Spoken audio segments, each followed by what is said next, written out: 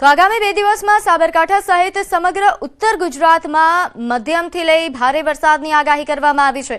ત્યારે આ વખતે આગમચેતી એ જ સલામતીના સૂત્ર હેઠળ તંત્ર અત્યારથી જ કામે લાગ્યું છે। સાબરકાંઠા જિલ્લા વહીવટીતંત્રએ ખેડૂતોનો તૈયાર થયેલો પાક વરસાદ થાય તે પહેલા જ સલામત સ્થળે રાખવા સૂચનો કરવામાં આવ્યા છે। સાથોસાથ હાલમાં એપીએમસી માર્કેટયાર્ડમાં પણ વેપારીઓ સહિત ખેડૂતોનો રાખવામાં આવેલો માલ સામાન કમોસમી વરસાદમાં ન ભીંજાય તે માટે તકેદારી લેવા સૂચનો કરાયા। આ પરિસ્થિતિમાં ખેડૂતોને અગમચેતી રૂપ તેમનો જે પાક તૈયાર થઈ ગયેલ છે તે પાક સલામત સ્થળે ખસેડવા તેમજ આ સમયગાળા દરમિયાન પિયત ન આપવું તેમજ ખાતર તેમજ જંતુનાશક દવાનો છંટકાવ ન કરવો જોઈએ તેવી ખેતીવાડી વિભાગ દ્વારા દરેક ખેડૂતોને સૂચિત કરવામાં આવે છે। ખેડૂત જણસી હોય તો જણસી સલામત સ્થળે ખસેડવી તેમજ ખેડૂતોને પણ તેઓનો તૈયાર થયેલો પાક સલામત સ્થળે ખસેડવો।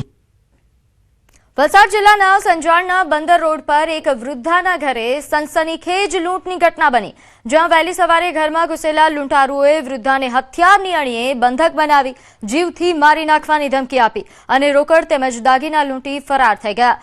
બંગલા વિસ્તારમાં અન્ય ઘરોમાં પણ પ્રયત્ન નિષ્ફળ રહ્યા હોવાનું સામે આવ્યું છે। સમગ્ર ઘટના સીસીટીવીમાં કેદ થઈ છે। ફરિયાદના આધારે ઉમરગામ પોલીસે લૂંટારુઓને ઝડપી પાડવા તપાસ તેજ કરી।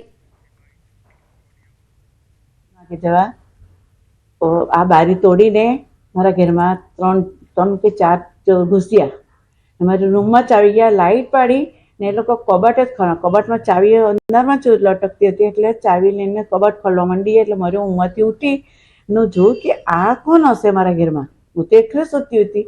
એ લઈ ગયા છે 90,000 રોકડા ને મારી પાકીટમાં 500, 600, 700 રૂપિયા હતા, 600 રૂપિયા ઉપર હતા તે લઈ ગયા। તેમાં આધાર કાર્ડ બી છે।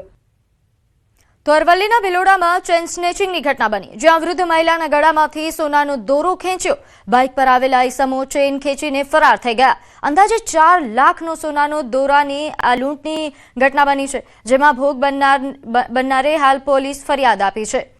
આ સમગ્ર ઘટનાના સીસીટીવી ફૂટેજ પણ સામે આવ્યા છે, જેના આધારે હવે પોલીસે તપાસ તેજ કરી છે। મહિલાના ગળામાંથી સોનાના દોરો ખેંચીને બાઇક સવાર ફરાર થયા છે, જેમને શોધવા માટે ચક્રો ગતિમાન કરવામાં આવ્યા।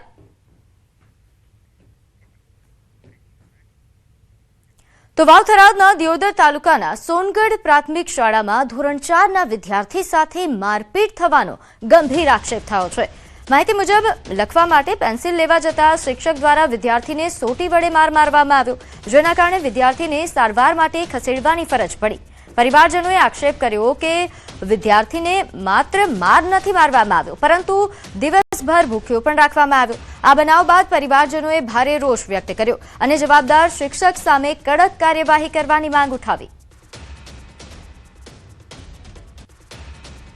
પેન્સિલની જરૂર હતી એટલે મેં લીધી હતી અને પેન્સિલ શાળામાં ગયો ને સાહેબે મને માર્યો, પછી સાહેબને પેન્સિલ પાછી આલી પડી। 2 વાગે ખાવાય નતું દીધું અને ઘરે આવ્યો ને એટલે મારા પપ્પાને કીધું। મારા પપ્પા 10 વાગે દવાખાને લઈ ગયા અને દવાખાને ગોળીઓ આલી હતી, પછી ગોળીઓ લીધી હતી અને હાથે કોટી લાગી હતી અને મોરા ઉપર ચડી હતી। તો તમે આર્યો કોઈ નીતિ જેતો ન કે હું તમને બાસુરીનો કેસ તમારા ઉપર હું લાગુ કર્યું તો સાહેબ હું એક મજૂરી કરું છું અને આ મજૂરી કરીને મારું ઘર હેડાડું છું અને જો બાસુરીનો કેસ લાગે મારાથી કોઈ પૂરું થાય એવું નહીં સાહેબ। અને આ છોકરો હવે ડરી ગયો છે કે હું શાળામાં ભણવા આવ્યું નહીં, એટલે હવે હું કોઈ કાર્યવાહી કડકમાં કડક પગલાં લેવરાય।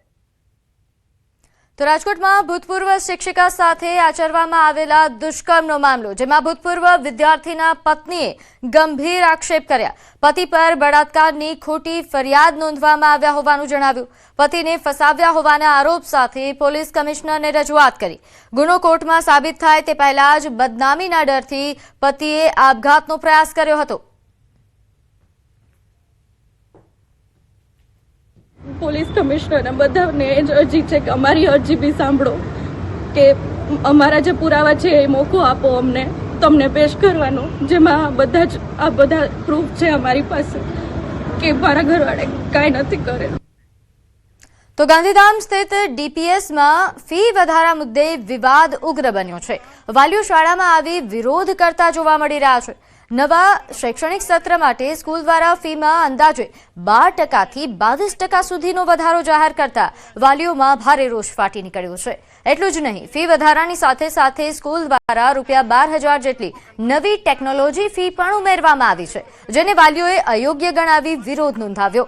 આ મુદ્દે મોટી સંખ્યામાં વાલીઓ સ્કૂલ ખાતે રજૂઆત કરવા પહોંચ્યા હતા, પરંતુ તેમને અંદર પ્રવેશ ન આપવામાં આવ્યો હોવાના આક્ષેપ થઈ રહ્યા છે. શાળાના ગેટ પાસે વાલીઓ દ્વારા વિરોધ કરવામાં આવ્યો. और आज की मीटिंग का डेट था 28 को, हम लोग वहां पहुंचे हैं. करीब 2 घंटे हो चुके हैं, अभी तक कोई रिस्पांस नहीं आया है. इवन यहाँ तक कि कोई रिप्रेजेंटेटिव यहाँ पे प्रेजेंट नहीं हुए हैं. हम लोग ने उनको ये फीस का हम लोग को मैसेज जब आया कि हाइक की है, टेक्नोलॉजी फीस ऐड की है 12,000 की और सेशन फीस हमारी बढ़ा के 16,000 से 19,000 की है. हम उनको 6 मार्च से रिक्वेस्ट कर रहे हैं कि प्लीज आप हमको इसका जस्टिफिकेशन दें. अभी हमारी फीस इंक्लूडिंग ट्रांसपोर्टेशन 1,30,000 जा रही है, तो हमको उसका जस्टिफिकेशन चाहिए.